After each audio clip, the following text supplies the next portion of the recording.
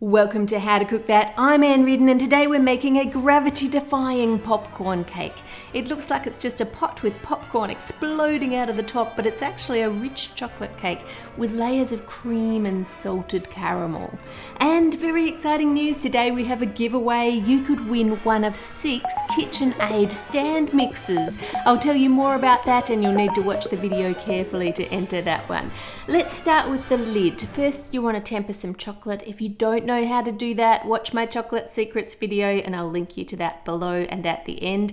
It's important that you temper your chocolate or it won't set at room temperature. To make the dome-shaped lid, spray a little oil on the underside of a pan lid and then gently rub it with some paper towel so that you have a thin layer of oil. Pour on a good amount of your tempered chocolate and spread it out around the lid.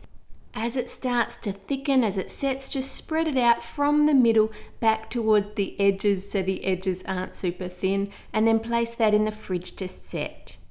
Now for our cake. We need some butter and dark chocolate in a bowl, sugar, eggs, and yes, there's lots of eggs because it's a rich cake, flour, cocoa powder, and baking powder. First thing you'll need to do is melt the butter and chocolate in the microwave. Once that is melted, add in the sugar and the eggs and whisk those together well. And I'll put all the recipe quantities for this cake on the howtocookthat.net website for you in grams and ounces and cups, and there's a link to that below. Then mix in the flour, baking powder and cocoa until it's just combined, and you don't want to over mix it once you've added the flour. Split that between 3 8-inch baking tins and bake those in the oven for around 25 minutes or until a knife inserted into the center comes out clean. Next, put some water, sugar and glucose syrup into a pan, and we're making our yummy salted caramel for between the layers of our cake. Give that a little stir to make sure all the sugar is wet. Try not to get any sugar up on the sides of the pan. If you do, just wash it off using a wet pastry brush, because if you have sugar crystals on the edge, it'll make our caramel crystallize and go more like fudge, and we don't want that. Leave it unstirred so that it can just boil and bubble away, and after a few minutes it will thicken and start to turn golden. Leave it for just a few seconds more to let it get an even golden colour, but watch that you don't burn it. We don't want a burnt flavour to it. Remove it from the heat and add in your vanilla and the cream, being careful not to get burnt by the steam as you add that in. Now you'll end up with lumps of caramel in your cream, and that's just fine, don't panic. Just return it to the heat and keep stirring it until that caramel is melted into the cream. Add in your salt, and now it's time to test the thickness. To do that, you just put a small amount of the caramel into a bowl of cold water. And then you can just see how thick it is. I'll just tip out the water so you can see. This caramel is still really liquidy. We want it to be quite a lot thicker. So return it to the heat and boil it unstirred. And every 30 seconds or so, take a spoonful and tip it into cold water and then check the thickness. See how now that's a lot thicker and it's just sitting on my fingernail there? That looks about right to me. So you can take it off the heat and pour it into a bowl. Now it still looks thin, but that's because what's in the pan is really hot and it will thicken as it cools. Let's check on our lid. Just run your nail around the edge and then flip it over, and there you have the domed part of your saucepan lid. To make the edge look good, I'm going to use a fondant extruder to make a snake of black fondant. If you don't have one, you can just roll one. Then rub a little bit of water around the edge of the chocolate and wrap that fondant around the lid, and then use a knife to gently press it onto the chocolate. That looks much better. To make a handle, just roll a thick snake of black, and then use your fingers to press down and keep rolling to make it thinner on each side. Chop off the excess and then fold the ends down. Now you just want to check using a ruler that that's the right width for your lid, and then leave the fondant to dry out. To make the outside of the pot, I'm going to need something round to make the right shape, but this tin is not tall enough, so I'm going to put it on a bowl there like that. Then I'm going to wrap a piece of acetate around and then make a mark here where those two are joining so that I know where the chocolate has to go to. Then where I've drawn that mark, I'm going to put another piece of acetate just beyond it and stick that into place. Now wrap a smaller piece of acetate around the tin so that we have something that's covering that and we can get the chocolate off later. On your bigger piece of acetate, spread tempered chocolate in an even layer all over it. Don't you just love melted chocolate? It looks amazing. Then lift that piece up so that you have straight edges on it and the excess is left on the counter. Once it's starting to set, but it's still a little bit soft, roll the chocolate around your cake tin. And once you've got that all the way around, just put that on the bowl like we did before. Repeat that process with another thinner strip of acetate, and we're going to use this bit for around the pan lid. Wrap it around another cake tin lined with acetate and then leave those to set. Once they are set, you need to just slowly and gently pull and turn, and it slowly will wiggle it off the tin.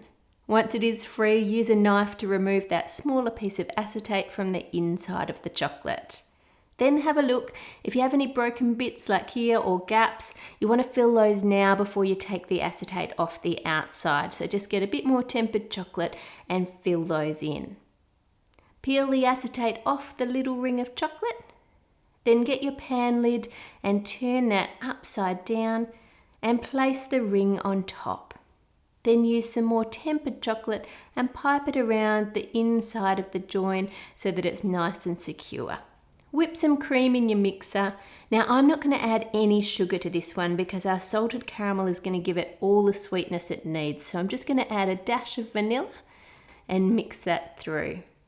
To support the lid, I'm going to try and use this cake frame. I've used this once before on a big fondant cake and it was not strong enough to hold it up. It fell over. But hopefully on this one, because it's only holding the lid and it doesn't need to hold any cake weight, hopefully it will be all right. You could of course use a wooden cake board and a metal support like I've shown you before, and that would definitely be strong enough. Place your first cake down over the support so that that upright piece is on one side of the cake. And then add the ring of chocolate over the top. Add a big scoop of salted caramel and spread that out over the cake. Then add some whipped cream and spread that out, making sure you're getting it all the way to the edges.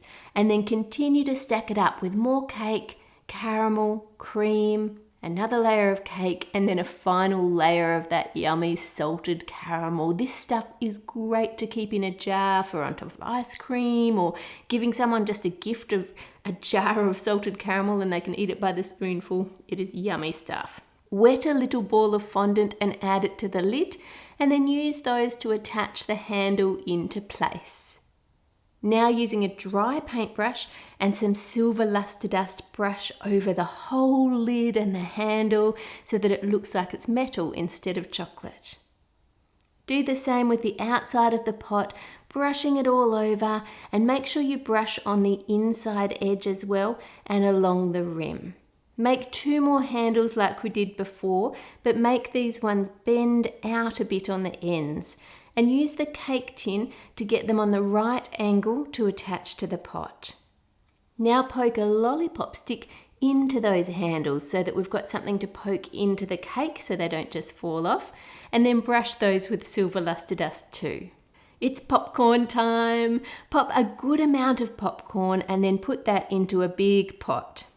In another pan, put some sugar and some water and keep some butter to one side. Heat the sugar and water until it goes golden and then stir in the butter. Immediately pour that over the popcorn and stir it around to get an even coating on the popcorn instead of one big lump. And again, I'll put the recipe quantities for this on the website. Tip your popcorn out onto some baking paper. Yum.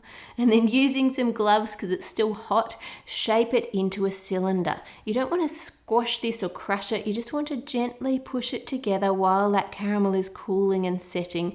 Just keep guiding it into shape until you have a nice cylinder there, and then just let it cool and set. Add the top of the cake support into place, and then add that big chunk of caramel popcorn into the center. Put some chocolate onto the cake support and rest the lid on top on an angle so it looks like it's just flying off the pan. And now we want to make another batch of the caramel popcorn. This stuff is so yummy. And then you want to add pieces and chunks of popcorn all over the cylinder so it looks more like an explosion rather than an organized cylinder in the middle. I used bits of set caramel as well to make a few pieces that stick out of the side. Now to add the handles, you want to heat up a metal skewer and just poke that into your chocolate so you get a nice neat hole. Then add your handles in on each side. I should have made these handles a bit earlier so they had a chance to firm up, but they'll be okay. If you're making the cake, make these handles at the same time as you make the one for the lid. And there it is, a gravity-defying caramel popcorn cake, perfect for a movie night celebration. And now, as I promised, it's your chance to win one of 6 KitchenAid stand mixes. To enter, all you need to do is click on the entry form in the description below. You can enter from anywhere in the world, and we have 6 KitchenAid stand mixes to give away. Very exciting. Click here to go to the recipe and the entry form, here for chocolate secrets and here for more of my videos. Make it a great week, and I'll see you on Friday.